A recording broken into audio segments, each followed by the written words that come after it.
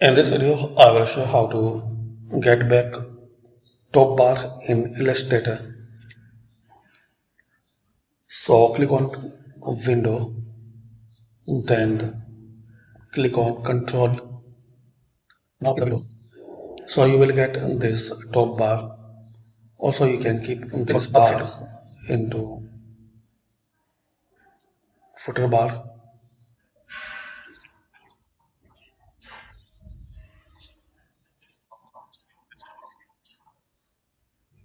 So if it's missing like this, so Window and click on Control.